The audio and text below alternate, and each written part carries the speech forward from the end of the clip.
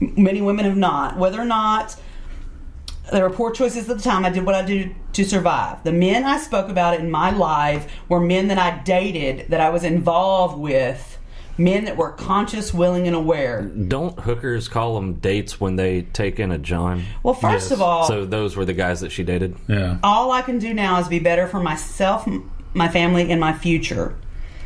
Okay, now I want to go on. Is that supposed to make it better that these weren't just random strangers that she did this to? That they were dates? I mean, that's what I'm getting from what you just said. I want to read some more of this Salon article, because here's where they get to defend her. Okay. And Salon defends her? They said it was bad faith outrage. Well, let's go ahead and throw them in the group with the other pieces of shit then. Cardi's situation could not differ more from Cosby's, R. Kelly's, or any of the alleged abusers she's being compared to. Because she's a woman. Rather, the ire directed at Cardi represents a different double standard in action. Unlike Kelly, Cosby, and the many problematic, powerful men who have fueled the mainstreaming of the Me Too movements, here it is. Cardi's transgressions didn't have to happen after she became famous, wealthy, and influential, thereby abusing that privilege and power. She was struggling to survive. That doesn't excuse her actions, but it is a crucial difference to note when comparing past acts. Yeah, the situations are different by that one thing. But it's still illegal and immoral in every... And they're saying when your basic needs aren't being met, that...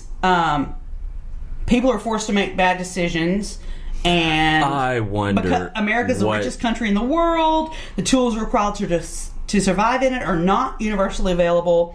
And you know that. Wait a minute, stop.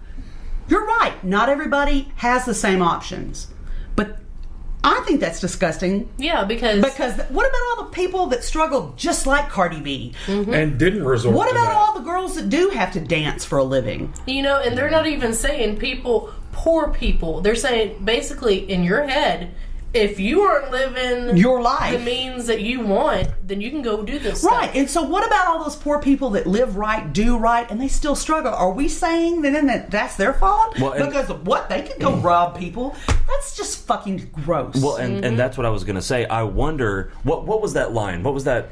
When your basic needs? Yeah. When your basic needs aren't being met, secure and safe housing, for example, along with food and basic financial means to pay your fundamental bills, people are forced to make decisions in the absence of decent choices and resources in order to live. That America is the richest country in the world and the tools required to survive in it are not universally available to its people, that should be a crime too. That's a load of horse shit, that whole phrase, that whole sentence. Yeah, I mean, we need to open up the goddamn doors on the prisons. That is a lie. Because how many of those people in there were selling drugs to support their families in their heads? They had no choice. Right? So we can't put any more people in prison for that, right? If that's what they're saying, that's how it would be. Yeah, that I don't know who wrote that article, but they are fucktarded. Well, I don't give a shit. Number one. You can go get on food stamps or EBT or whatever the SNAP or whatever the fucking acronym is now. And those people spend more on groceries than I do. Oh yeah. All right. Well, I don't feel comfortable saying that those people, because what I mean are the people, the recipients of that welfare is what I mean. Not those people in some derogatory manner. But I mean I don't feel safe and comfortable saying that all people eat better than we do that are on food stamps, because I know lots of people that have food stamps and they still struggle. Oh, okay, but they're not out robbing people. That's what I'm getting to. Exactly, and then I think that's an important distinction. Right, with housing, there's Section 8. Yeah, Section 8 housing. I don't know if that's HUD or what. But I don't either, but there's a fucking program. Right. I mean, there are programs for damn near everything that you need on a basic level. All you have to do is swallow a little bit of pride and go down there and fill out the forms. Well, and the other thing too, Chris, is okay, maybe you can't get the job you want.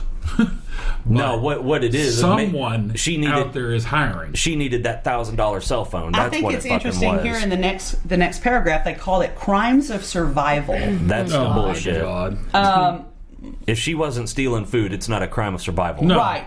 Was she putting, literally stealing to feed children herself? Or breaking into an empty house so she has a roof on her head. Yeah. That's a crime of survival. Exactly. Crime is survival. I mean, come on. And then they're saying none of this dismisses or minimizes the harm Cardi inflicted on the men in her past or the trauma they may live with. Even though that's what they're trying to But do. really, Right. it does. Yeah. But much of the outrage at Cardi is clearly being leveled in bad faith as an attempt to delegitimize feminism and the Me Too movement, or a knee-jerk defense of disgraced male celebrities rather than solidarity with victims of abuse. So that's just gross. See, How is she a victim of abuse? How can they say that's trying to Delegitimize. Yeah, It's saying that with victims of abuse. They were victims of abuse. The guys were victims of her abuse. people, you don't have to have a vagina to be victimized. Yeah, maybe that's where they're messing up, because maybe they think that if you're a guy, you can't be a victim, even though she victimized several. And makes no bones about it. No.